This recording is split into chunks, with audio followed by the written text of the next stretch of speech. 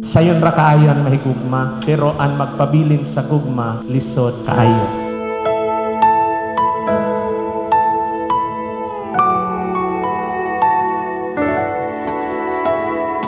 Hi Kuya, I still remember the very dili na ako kaya.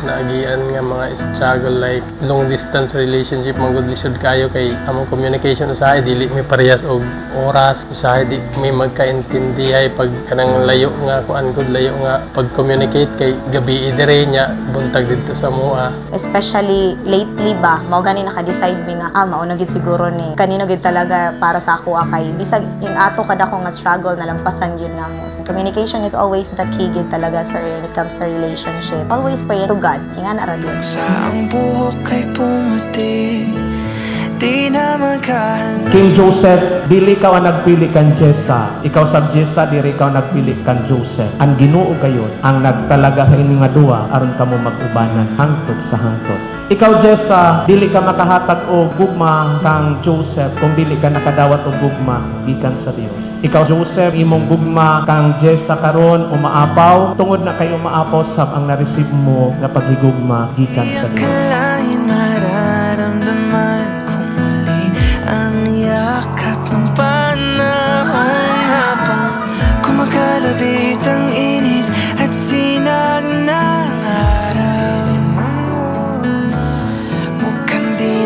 Hi Kuya, I still remember the very first message I sent you on chat. Back then, my intentions were purely about work. Little did I know you had already done some online stalking on me at that point. That's when you turned into my personal chat alarm clock, buzzing non-stop like a hyperactive mosquito who just discovered Wi-Fi. Special ni kayo dari kay once in a lifetime na ni siya. Ma-realize na mo nga mong dream nga makasalud sa simbahan. Nagkaingon ko nga si Gisa na akong napili kay sa kadugayon nga nagkailam siya ay babae nga murag sakto sa akong gipili nya naa mga karakteristik nga naa sa babae nga akong gipangita. O bakit ba kinikilig naman ako pero ngayon ay parang Diri hatanan panahon lamang. Diri hatanan panahon kasakit. Love, patience, be faithful to each other. Tigam ni niyo dahil nag-iusa ka mo yan ang Ginoo sa pamamagitan ng sakramento ng kasal. Nag-igbubulag lang kamo ang Ginoo sa pamamagitan ng kamatayon. Inomdom po nga si Kristo naa sa inyong bot nga pirmi ang iyang gugma kanato muhangtod gayud sa kahangturan. Kinahanglan nga diri mawala ang love nga sentrohan pag-asawa. Sigurado ko ako nga bisan anong pa nga mga problema na mabuthayo kinabuhi, waray gud may makatimpag niyo pag-asawa kay ada ang gugma mapabilin na iyo usa-usa.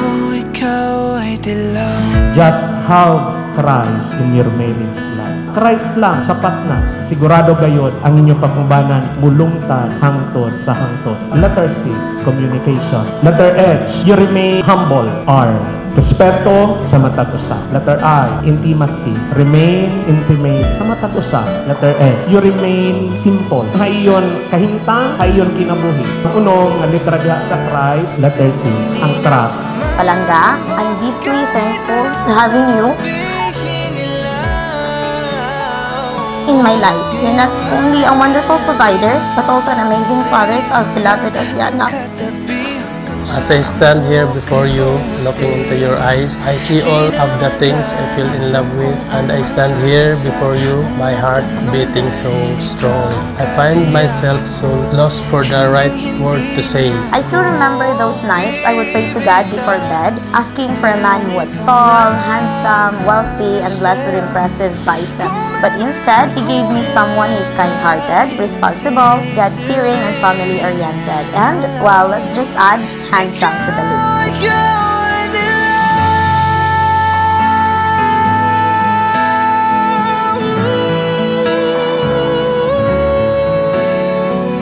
As I stand before you, this ring in my hand, it makes me remember how complete you make my life. I give you this ring, my heart, my soul. I give you everything I am today. I stand here before you and cherish every moment. It's never been an easy journey. A relationship has faced its share of ups and downs, but we held on. Together, we weathered the storms, and now we stand here, a testament to the strength of our love and how far it has brought us.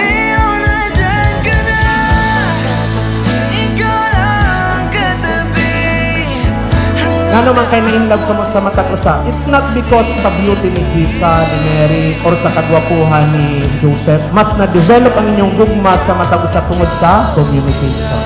Mary Jessa and Tim Joseph, ingon pa nila, falling in love is very easy. But as time goes by, diha ninyo ma-realize na remaining in love is very hard. Sanglit, kinahanglan gayon, anaa si Kristo sa inyong pag-ubanan o sa inyong married life o sa pamilya na inyong tutukuron.